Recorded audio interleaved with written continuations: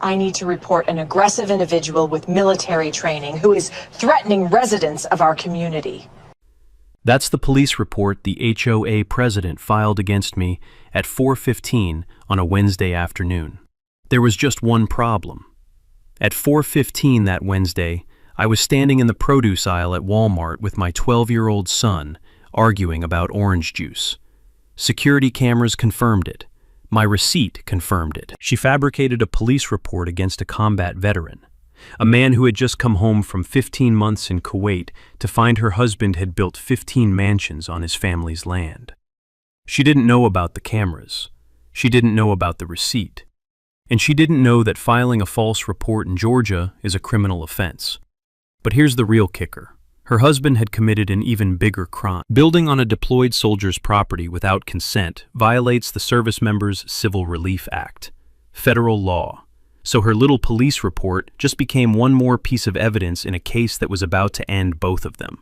What would you do? But let me take you back to where this started. My grandfather, Harlan Townsend, bought 240 acres in Lumpkin County, Georgia, in the summer of 1948. He'd just come home from the Pacific, Okinawa, Iwo Jima, the kind of places that make a man appreciate flat land and quiet mornings. He paid $1,100 cash for the whole parcel. Built the farmhouse himself, board by board, with a creek running behind it and the Blue Ridge foothills rising to the north. That house is where my father grew up, where I grew up, where my son Cole took his first steps on the pine plank floor that still creaks in the same spots it always did. I met Laura at a church picnic when I was 23.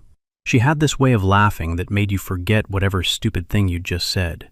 We got married under the oak tree by the creek, the one with the trunk so wide 3 men couldn't link arms around it. She loved that land almost as much as I did. She'd sit on the stone bench I built her by the water, reading paperbacks until the fireflies came out. She was diagnosed with lung cancer 2 years before my deployment. Never smoked a day in her life. The doctors said sometimes the body just turns on itself. She fought for 14 months. Lost on a Tuesday morning in March, with Cole holding one hand and me holding the other. She was 34. After Laura died, the land was all I had left that still felt like her. The bench, the creek, the oak tree where we said our vows. I'd walk the property line at dusk just to hear the frogs she used to count from the porch. Grief doesn't go away, it just gets quieter. Then my unit got orders. Kuwait, 15 months. I couldn't take Cole, so my sister Jolene, she lives in Dahlonega, about 40 minutes south, took him in. I signed a power of attorney for emergencies, kissed my son goodbye, and drove to Fort Stewart with the windows down. The last thing I smelled was wet Georgia clay and apple blossoms from the orchard my grandfather planted in 1961. I came home in November, drove 15 hours through rain, through the dark, through 3 states.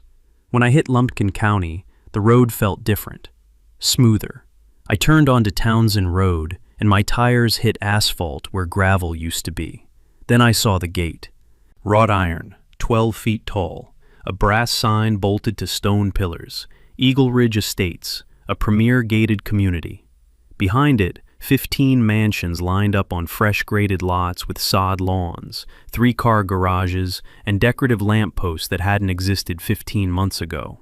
They sat right in the middle of my grandfather's east pasture, where the apple trees used to be. I pulled up to the gate, and a woman stepped out of a white Cadillac Escalade parked sideways across the entrance.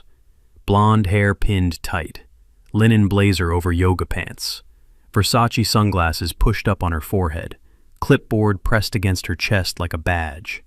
She walked toward my truck with the kind of smile that says, "I own the oxygen here." "Sir, this is a private community. Do you have a visitor pass, or are you with a delivery service?" I was wearing my ACUs, dusty boots, a duffel bag in the back seat. I looked at the mansions behind her, then back at her clipboard, then at the land my grandfather cleared with a mule and a machete 75 years ago. "Ma'am," I said, "I own this land." She tilted her head the way people do when they're about to say something condescending. "I don't think so, sweetheart. This is Eagle Ridge Estates, and I'm the president of the Homeowners Association." Her name was Brenda Whitfield. She had been running Eagle Ridge for exactly 8 months, since the day the first family moved in, and she had absolutely no idea what she'd just stepped into. The next morning I walked the property, not the part with the mansions, my land. The farmhouse, the barn, the creek, the old fence line. It was all still there, just surrounded. My grandfather's house sat in the middle of Eagle Ridge Estates, like a rotten tooth in a row of veneers. The creek still ran, but someone had rerouted the drainage so the runoff from the subdivision poured into it. The water that used to run clear now carried a gray film of construction silt. I stood on the back porch drinking coffee and watched the landscaping crew manicure a lawn 30 yards from my barn. The man on the riding mower waved at me like I was a curiosity, the guy living in the old house that didn't match. Brenda didn't wait long.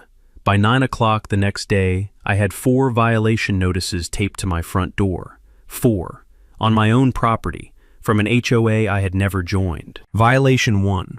My truck was not consistent with the aesthetic standards of the community. It was a 2014 Ford F250 with a dent in the tailgate. I'd driven it to Kuwait and back. Violation 2. The farm equipment in my barn, my grandfather's tractor, his plow, his post hole digger, was classified as junk and debris subject to immediate removal. Equipment that had worked this land for decades was now trash because it didn't match someone's idea of a subdivision. Violation 3. My wooden fence, hand-split cedar that Harlan Townsend put up in 1953, was an unapproved structure not consistent with community fencing guidelines. And Violation 4. My dog, a 10-year-old blue-tick coonhound named Hatchet, was in violation of the community leash policy. Hatchet had been walking that land off-leash since he was a puppy. The land was mine. The dog was mine. The only thing that wasn't mine was the audacity of the woman who wrote those violations. I didn't respond. I photographed each notice, dated them, and filed them in a folder I labeled Brenda. 2 days later, she came back. This time she knocked. Cole answered the door. He was 12, still adjusting to being home after a year with his aunt, still figuring out why the neighborhood looked nothing like the one he'd left. "Is your father home?" Brenda asked, peering past Cole into the house like she was evaluating the furniture. I came to the door. She held out a clipboard with a multi-page document. "Mr. Townsend, every property within Eagle Ridge Estates boundaries is subject to HOA governance. You'll need to sign the membership agreement and submit your first annual assessment, $4,200. I looked at the document, then at her. "Ma'am, I'm not in your HOA. I was here before your HOA existed. The covenant was recorded with the county. Your property falls within the platted boundaries. It's not optional." That night I pulled the covenant off the county website. She was right about one thing. Gerald Whitfield had drawn the community boundary to include my property. On paper, my farmhouse was inside Eagle Ridge Estates. The HOA technically claimed jurisdiction over a house that predated the HOA by 72 years. But here's what Brenda didn't understand, and what Gerald was counting on nobody noticing. You can draw a line around someone's property on a map. That doesn't make it yours. It doesn't transfer ownership. It doesn't create authority. All it does is create the illusion of authority, which is the only currency Brenda Whitfield ever dealt in. The covenant included my property because Gerald needed the acreage count to meet the county's minimum lot density requirement for his zoning variance. He didn't include my land because he bought it. He included it because he needed the math to work, and he figured the owner was deployed overseas and would never check. He figured wrong. I closed the laptop and looked at the stack of violation notices on the kitchen table. Brenda had fined me for a fence my grandfather built before she was born. She'd classified his equipment as junk. She tried to leash my dog on my own land. And she wanted $4,200 a year for the privilege of living in a house my family had owned since Harry Truman was president. The smell of fresh paint drifted through the screen door. That chemical, wet latex smell from the mansion next door, coating over the apple blossom scent that had filled this porch every spring of my life. I folded the notices, put them back in the folder, and wrote one word on the tab: evidence. Gerald Whitfield showed up on a Thursday. Black Mercedes, navy suit. The kind of tan you get from a golf course, not a job site. He had a lawyer with him, a tall, thin man in a gray suit who stood slightly behind Gerald like a page shadow. They pulled into my driveway without asking. Gerald got out smiling, the kind of smile that comes with a handshake you didn't ask for and a deal you didn't want. Garrett, right? Gerald Whitfield. I developed Eagle Ridge. He said it the way you'd introduce yourself at a cocktail party, like building 15 mansions on someone else's land was a conversation starter. I leaned against the porch railing and waited. Listen, I think there's been a misunderstanding about your property boundaries. My surveyor, Wayne Prescott, I said. Gerald blinked. Right. Wayne conducted the survey before we broke ground. The plat was filed with the county and approved. Your property ends at the old fence line near the creek. My property ends where my grandfather's deed says it ends, not where your surveyor drew a line. The lawyer stepped forward and handed me an envelope. Inside was a cease and desist letter on heavy cream paper.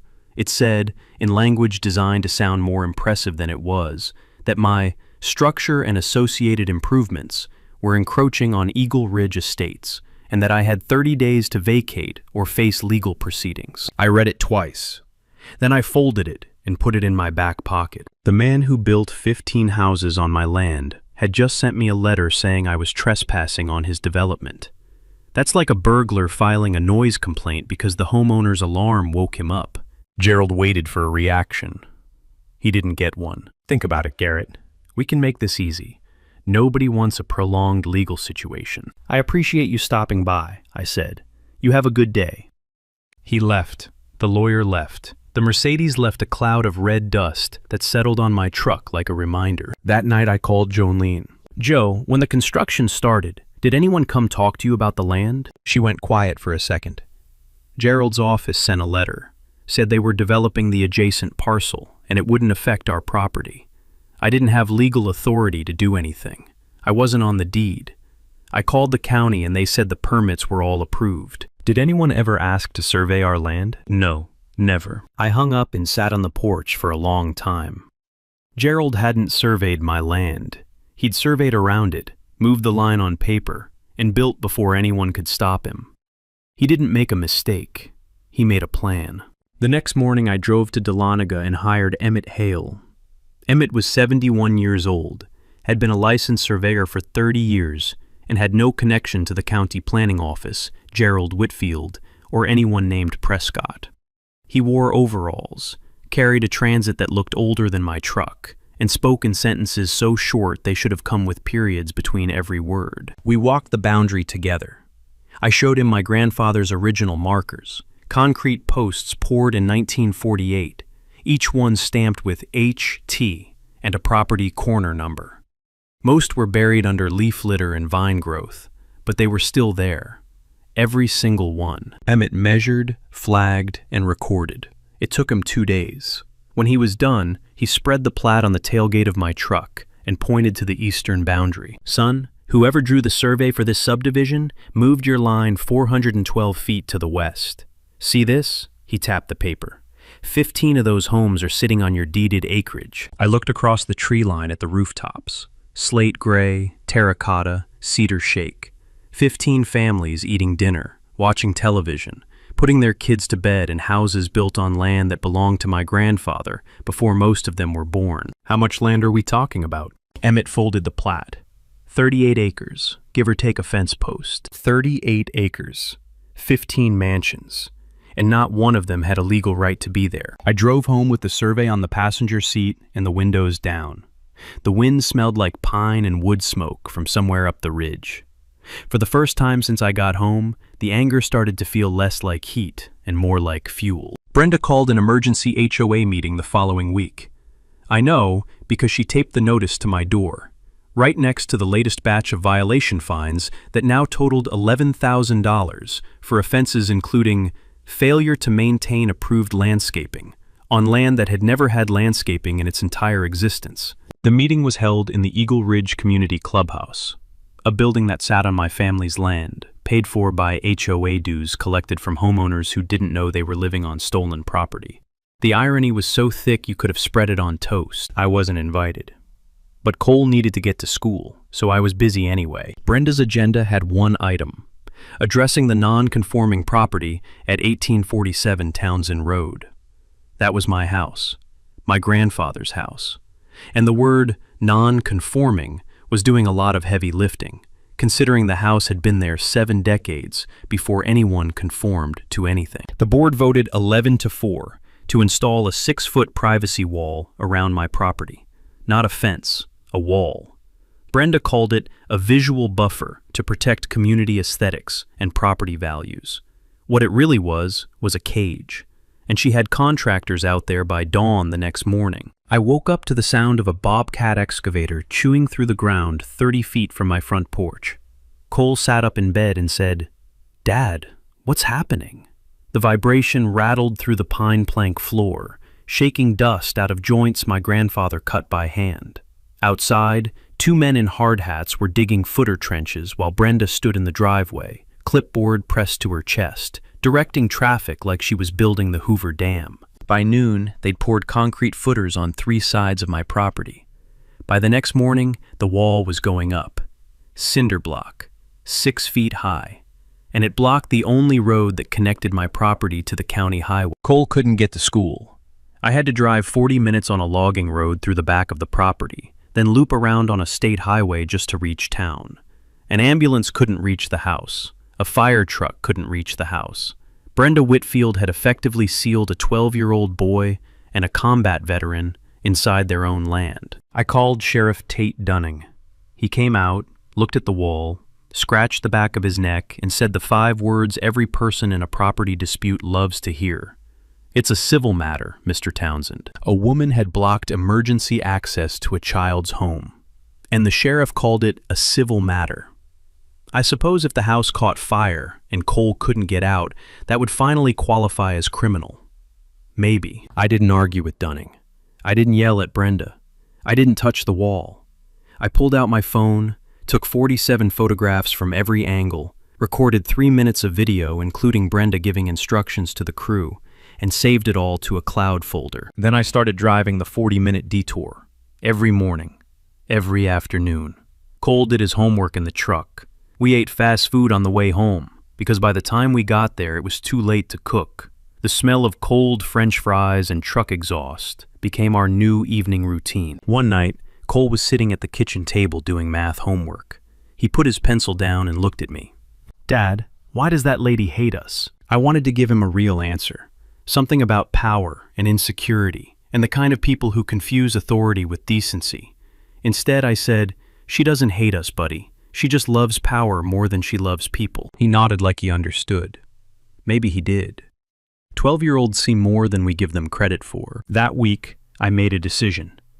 I wasn't going to fight Brenda on her terms. Fines, meetings, walls, violation notices. I was going to fight on mine. I was going to find out exactly how Gerald Whitfield built 15 houses on my land, exactly who helped him do it, and exactly how much it was going to cost both of them when the truth came out. I drove to the county records office on a Monday morning, and what I found in those files changed everything. The Lumpkin County Records Office smelled like old carpet and toner ink. The woman at the counter, her name tag said Darlene, pulled the original building permits for Eagle Ridge Estates without asking why. Small town government. They don't need a reason. They just need a request. I spread the permits across a table in the back room and started reading.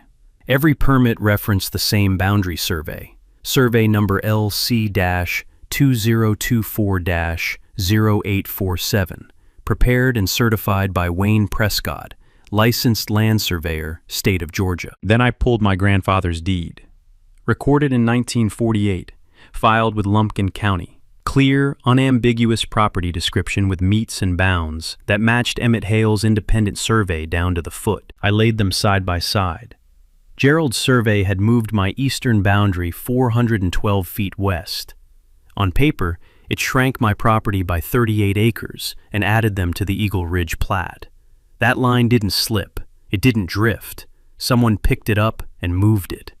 Deliberately. I asked Arlene to pull every survey Wayne Prescott had filed in the past 5 years. She came back with a stack, 7 projects, all developed by Whitfield Development Group. In every single one, the boundary lines had shifted in Gerald's favor. 7 surveys, 7 developments, 7 times the neighbors lost acreage they didn't know they'd lost. Wayne Prescott wasn't making mistakes. He was running a service. Then I noticed something else. Gerald hadn't purchased title insurance for Eagle Ridge. Every real estate development in the country buys title insurance. It protects the developer and the buyers if the ownership turns out to be disputed. Gerald skipped it. The only reason to skip title insurance is if you already know what a title search would find. He knew the land was mine. He knew the deed existed.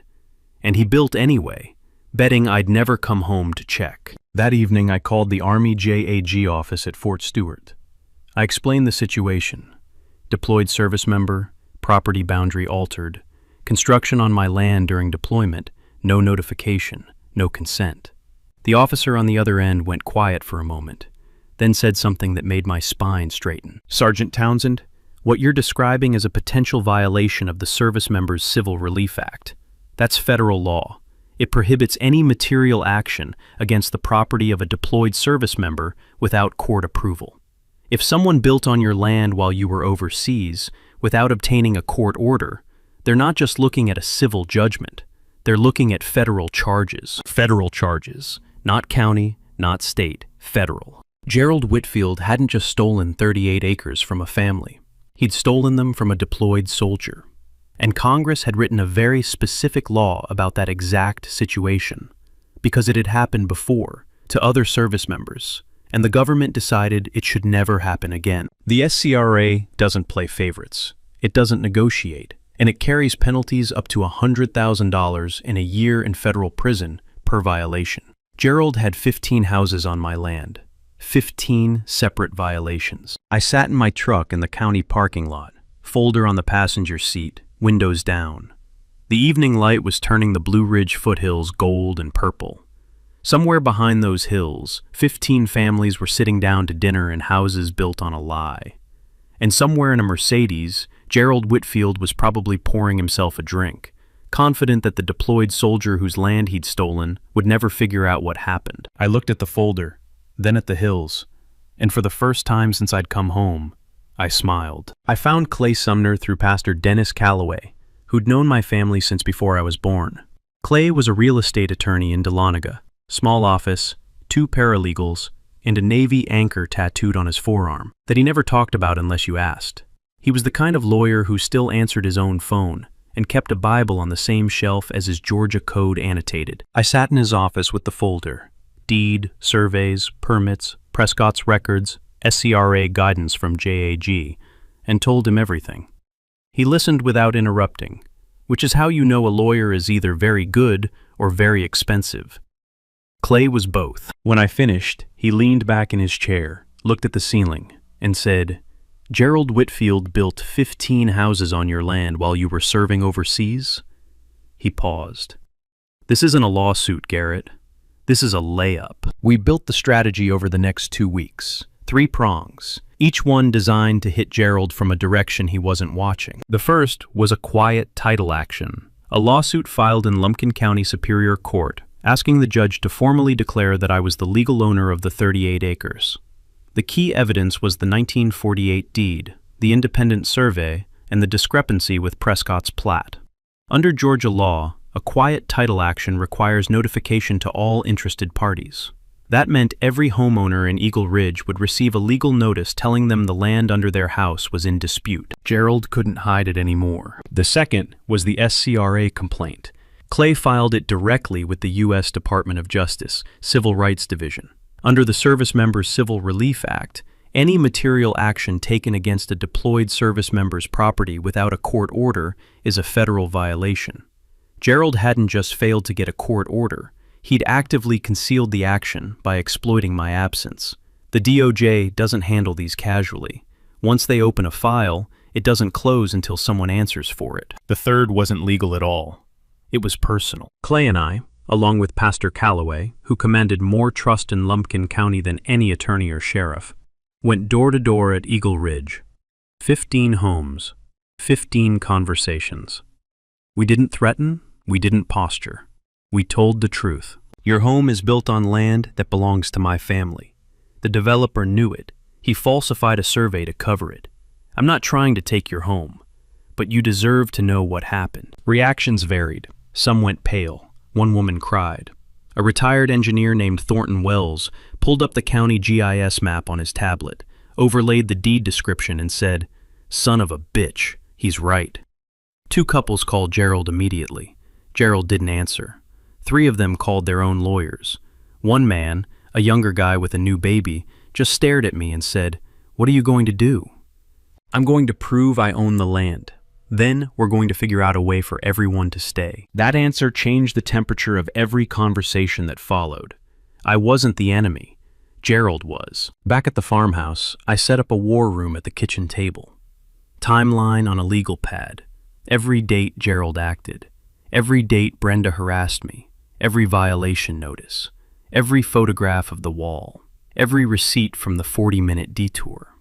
Every dollar of fake fines. I installed 4 security cameras. 2 on the house, 1 on the barn, 1 on the fence post facing the road. Hardwired, cloud-backed, motion-activated. If Brenda so much as adjusted her sunglasses on my property, I'd have it in high definition. Cole helped me run the cable. He was 12, and he was angry in the way kids get angry when they can't fix what's wrong, but refuse to stop trying. He held the ladder. He handed me zip ties. He didn't complain once. At 2 in the morning, after Cole had fallen asleep on the sofa with one foot hanging off the cushion, I sat at the table under the yellow glow of the desk lamp. Papers everywhere. The deed, the surveys, the violation notices, Clay's filing drafts. Outside, crickets sang through the screen door like they'd been singing since 1948, which they probably had. I wrote a timeline on a fresh sheet of paper. Every day Gerald violated my property. Every day Brenda piled on. Every day the county looked the other way. Then I closed the folder and went to bed.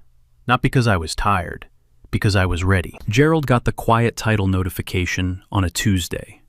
By Thursday, his lawyer had quit. I know because Clay got a courtesy call from the attorney, a man named Philip Cranston from a mid-size firm in Gainesville. I reviewed the file, Cranston told Clay. "I'm not touching an SCRA case. My firm has a policy against representing clients in potential federal criminal matters. I've advised Mr. Whitfield to seek alternative counsel." Translation: Gerald's own lawyer looked at the evidence and decided his client was guilty enough to run from. That's not a legal opinion. That's a survival instinct. Without a lawyer, Gerald did what desperate men do. He came to me directly. He pulled into the driveway on a Saturday morning. No Mercedes this time, a rented SUV, like he was trying to look ordinary. He walked up to the porch where I was replacing a rotted board on the steps. Cole was inside eating cereal. "Garrett, listen, let's work this out." He spread his hands. "Soldier to citizen. I'll buy the 38 acres from you, right now. Name your price." I kept sanding the board. Didn't look up. "You want to buy land you already built on without my permission?" I blew sawdust off the plank. "That's like a carjacker offering to pay for gas." Gerald's smile flickered. "I'm trying to be reasonable here." "So am I. That's why I haven't filed criminal charges yet." The smile disappeared. He stepped closer, lowered his voice like he was negotiating a hostage situation. "I'll tie this up in court for 10 years, Townsend. You'll go broke paying lawyers before you see a dime. You're a sergeant living in a 70-year-old farmhouse. I've got resources you can't imagine." I stood up, set the sandpaper on the railing. "Gerald, I'm going to give you some free advice. Go home. Call a good criminal defense attorney, and stop showing up at my house without one." He left. And the next thing he did was the dumbest move of his life. 3 days later, Clay got a call from Darlene at the county records office. Gerald had walked in and tried to file a backdated deed of sale, a document claiming he had purchased the 38 acres from me 2 years earlier, before my deployment. The purchase price listed was $350,000. My signature was on the bottom. Except I had never signed that document. I had never met with Gerald before my deployment, and I had never sold a single acre of my grandfather's land to anyone, ever. Darlene had processed enough filings to know when something smelled wrong. She compared the signature on the deed with my signature on file, the power of attorney I'd signed for Jolene. They didn't match, not even close. She flagged it and called Clay, who called me, who who called the JAG office. Gerald Whitfield had just committed forgery of a public record. In the state of Georgia, that's a felony, 1 to 10 years. And he'd done it in a county records office with security cameras, witnessed by a clerk who'd been doing this job for 19 years. Meanwhile, Brenda launched her own offensive. She called an emergency board meeting and presented a PowerPoint, and I wish I were making this up, titled Community Threat Assessment, 1847 Townsend Road. It featured clip art of soldiers, bullet points and Comic Sans, and a recommendation that the HOA hire private security to monitor the non-conforming property for signs of aggression. She was presenting a military veteran and his 12-year-old son as a security threat in a neighborhood built on the veteran's own land, using a PowerPoint with Comic Sans. The self-awareness deficit was almost artistic, but cracks were forming. 3 homeowners who had talked to me and Clay walked out of the meeting. Thornton Wells, the retired engineer, stood up and said, "Brenda, I've seen the deed. I've seen the survey. You're wasting our time." Then he left. Brenda's face turned the color of her blazer. She ended the meeting early. That night, I sat on the porch and watched the lights in the mansions flicker on, one by one. 15 houses, 15 families. Some of them were starting to understand that the woman who ran their HOA and the man who built their homes had sold them a lie. Literally and architecturally. The red Georgia clay under the new porch board still smelled like iron and rain, same as it did when my grandfather hammered the first nail into this house. Some things don't change, no matter how many mansions you stack on top of them. Brenda filed the police report on a Wednesday. I know the exact day because I was at Walmart buying groceries with Cole when it supposedly happened. According to her statement, I had approached her vehicle in an aggressive and threatening manner, made verbal threats of physical harm, and used intimidating body language consistent with military training.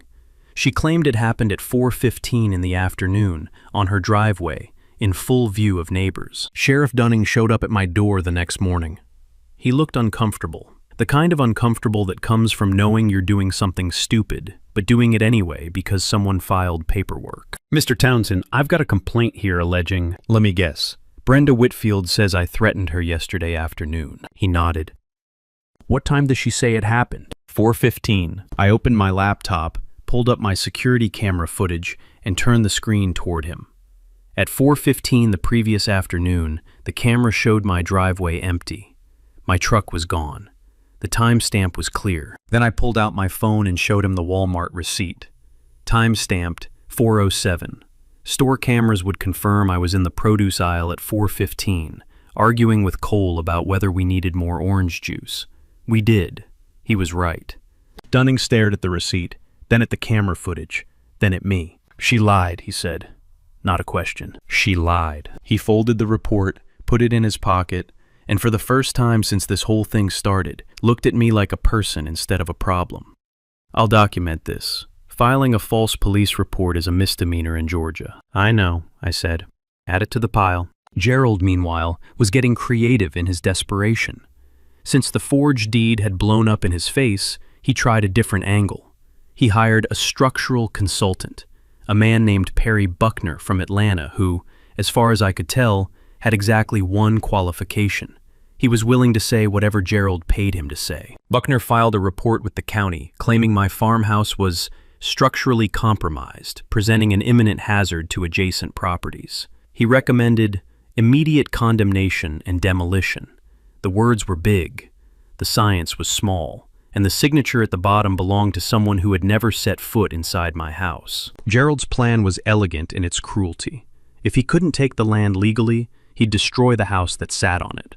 No house, no emotional anchor. No emotional anchor, maybe the soldier gives up and sells. But Gerald didn't know 2 things. First, I had 20 years of military construction experience. I knew more about structural integrity than most engineers and every consultant Gerald could afford. Second, the county building inspector was a man named Walt Fielding, and Walt didn't like being told how to do his job by consultants from Atlanta. Walt drove out the next day. He walked through the house, checked the foundation, the framing, the roof joists, the floor supports. He tapped walls, looked at the crawl space, and spent 20 minutes in the attic. When he came down, he was almost smiling. "This house has better bones than half the new builds in the county," he said. "Whoever filed that complaint has never held a level. I'm marking it unfounded." Gerald's demolition play was dead before it started. That same week, I got a call from a woman named Nadine Pollock. She was a reporter for the Lumpkin County Gazette, the local weekly that covered everything from school board meetings to turkey season. Someone had tipped her off about the quiet title action and the HOA conflict. She wanted to meet. We sat on my front porch. I told her the story, all of it. The deployment, the land, the survey, the wall, the violation notices, Gerald's forged deed, Brenda's false police report, the SCRA. She recorded everything, took notes, photographed the wall, the violation notices, the original deed. When she was done, she closed her notebook and said, "This is going to be front page." "Not yet," I said. "Come to the county board meeting next Thursday. Bring a notebook." She tilted her head. "Why next Thursday?" "Because that's when the quiet title ruling comes down, and I want everyone in the room when it does." I stood on the porch that evening and watched the sunset paint the mansions gold and orange. 15 rooftops, 15 families, every single one of them sitting on my grandfather's land. And in 8 days, every single one of them would know it officially. The evening air smelled like honeysuckle and chimney smoke. Somewhere in one of those mansions, Gerald Whitfield was running out of moves. And somewhere in the driveway, Brenda's white Escalade was parked in its usual spot, right next to the clipboard that couldn't save her. The Lumpkin County Board of Supervisors meets in a room that smells like floor wax and burnt coffee. Folding chairs. A long table at the front with microphones that don't always work. An American flag in the corner with a crooked eagle topper. It's the kind of room where zoning variances get approved and nobody claps. That Thursday, every chair was full. The 15 Eagle Ridge homeowners sat in the middle rows, clustered together like passengers on a plane that just announced turbulence. Brenda sat in the front row, fresh blazer, fresh lipstick, clipboard on her lap like a security blanket. Gerald sat 2 seats behind her, gray-faced and sweating through a blue dress shirt. He had a new lawyer sitting next to him, a young guy from Atlanta who kept adjusting his tie and looking at the door like he was calculating the distance to the exit. I sat on the left side with Clay Sumner. Pastor Calloway sat behind us. Cole was with Jolene at home. I didn't want him seeing this. Sheriff Dunning stood against the back wall, arms crossed. Nadine Pollock sat in the second row with a camera and a reporter's notebook. The board chair called the hearing on the quiet title petition filed by Garrett Townsend regarding 38 acres in Section 12, Lumpkin County. Clay stood up. He was calm the way a man is calm when he knows his hand is unbeatable, and the only question is how long to let the other side sweat. He started with the deed. The original 1948 filing, meets and bounds, county recording number, chain of title from Harlan Townsend to my father, from my father to me, unbroken, undisputed. 77 years of ownership on paper, in ink, in the records of this very county. Then he put 2 documents on the projector, side by side. On the left, Wayne Prescott's survey for Eagle Ridge Estates. On the right, Emmett Hale's independent survey. The eastern boundary lines sat in 2 different places, 412 feet apart. The room went quiet. Not polite quiet, the kind of quiet that comes when people realize they've been living inside a lie. "This line," Clay said, pointing to Prescott's survey, was moved, deliberately, to include 38 acres of Mr. Townsend's property inside the Eagle Ridge plat. This gave the developer the acreage he needed for his zoning variance and allowed him to build on land he did not own. Then he dropped the second bomb. Wayne Prescott's sworn affidavit, signed, notarized, and submitted to the district attorney. Prescott had flipped. He'd accepted $45,000 in cash from Gerald Whitfield to falsify the boundary survey. He had done the same thing for 6 other Whitfield developments across 3 counties. Names, dates, amounts, all in the affidavit. Gerald's new lawyer put his hand on Gerald's arm. Gerald didn't move. The third bomb. Clay presented the forged deed that Gerald had attempted to file at the county records office. The clerk's analysis showing the signature didn't match. The security camera footage showing Gerald personally submitting the document. Forgery of a public record, a felony in the state of Georgia. And finally, the SCRA. Clay read the relevant statute into the record. He explained that Sergeant First Class Garrett Townsend was deployed to Kuwait on active military orders when Gerald Whitfield broke ground on Eagle Ridge Estates. No court order was obtained. No notification was sent to the service member.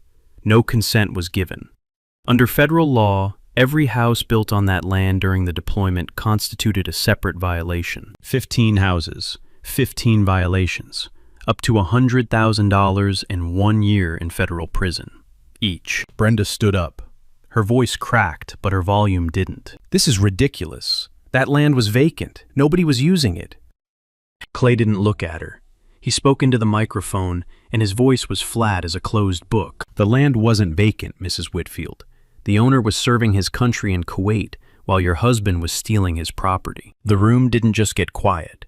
It held its breath. Then someone in the back started clapping. Then 3 more people. Then the whole room. The board chair gavelled for order. Then he read the ruling. The quiet title petition was granted. The 38 acres belonged to Garrett Townsend. The boundary survey filed by Wayne Prescott was declared fraudulent and struck from the county records. Sheriff Dunning pushed off the back wall and walked down the center aisle. He stopped at Gerald's row. Gerald Whitfield, you're under arrest for fraud, bribery of a public official, and forgery of public records. Please stand up. Gerald stood. His new lawyer didn't. The handcuffs clicked. 2 sharp sounds that echoed in the silent room like a period at the end of a very long sentence. Brenda clutched her clipboard with both hands. You can't do this. I'll sue every one of you. She looked around the room for support. Not one person met her eyes. Not one. Nadine Pollock's camera shutter fired 6 times. Front page. The next 3 months moved faster than the previous 15. Gerald Whitfield was indicted on 14 counts: fraud, bribery, forgery, and multiple SCRA violations. His bail was set at $400,000.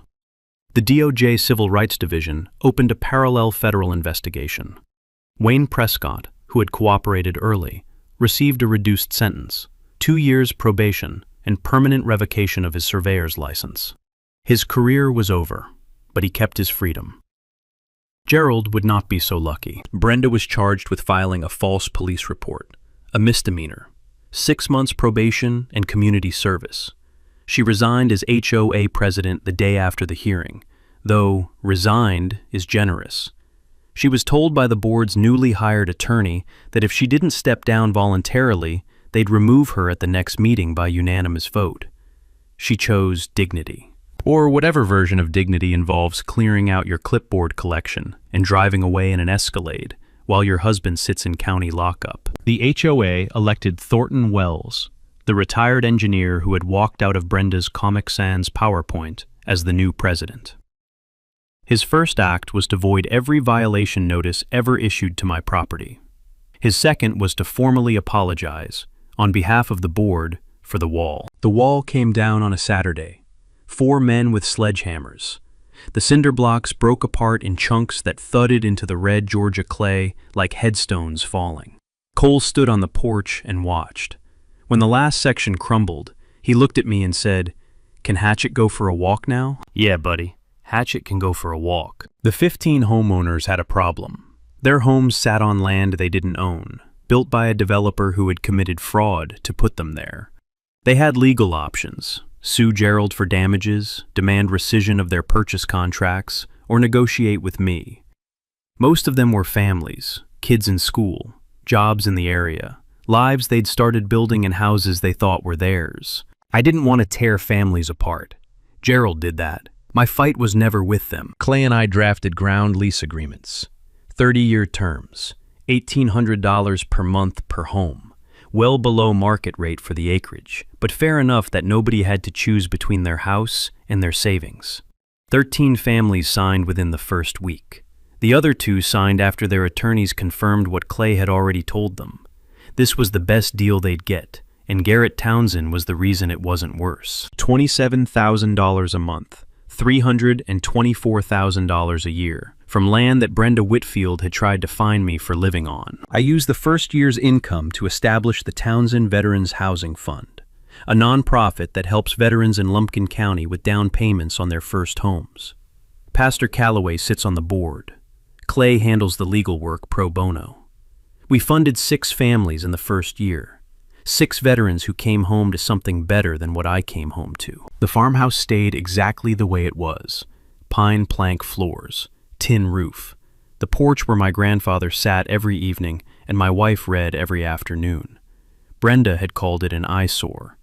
The county assessor now lists it as a historic property. The non-conforming structure turned out to be the most valuable piece of real estate in Eagle Ridge Estates because it owned everything underneath the rest of them. The irony needed its own zip code. On a Sunday in April, Pastor Calloway organized a community gathering on the land. Eagle Ridge homeowners showed up, longtime county residents, veterans from the VFW post in Dahlonega. Cole played catch with the neighbors' kids on the east pasture, the same pasture where mansions now stood, where apple trees once grew, where my grandfather plowed behind a mule that was too stubborn to walk a straight line. I sat on Laura's bench by the creek. The water was running clear again. Thornton had fixed the drainage as his third act as HOA president. The frogs were back. The fireflies were coming out. I thought about what Laura would say if she could see all this. She'd probably laugh first. Then she'd say something like, "Only you could turn a land dispute into a charity, Garrett." Yeah, she would have loved this. If you've ever had an HOA try to tell you what to do on your own property, drop your story in the comments below. I know I'm not the only one. And if you want to see what happens when a developer tries the same trick on a retired Marine in Montana, hit that subscribe button. That story is coming next, and trust me, you don't want to miss it. First, this one is different. Not the 15 Mansons part that extreme, but the feeling of coming home and finding someone took what was yours while you wasn't watching. That's real. What made Garrett win wasn't anger or money, it was patience. He came home to fake finance, a wall blocking his driveway, and a developer threatening to evict him from his own land. Most people would have exploded. He photographed everything. He hired the right people. He filed the right paperwork. And he let Daryl and Brenda keep making mistakes until the evidence buried them. Here's the takeaway. Documentation beats confrontation every single time. A photograph with a timestamp outweighs a shouting match. A recorded deed outweighs a clipboard. And a federal law protecting service members outweighs all the fake authority in the world. Garrett didn't just get his land back. He turned it into a fund that helps other veterans find their way home. That Kyle ending was telling. If you have been through an HOA overreach or a developer who thought the rules didn't apply to them, drop your story in the comments. And hit subscribe because next week, a developer in Montana tried this same trick on a retired Marine who's also a licensed structural engineer. You can guess how that ends.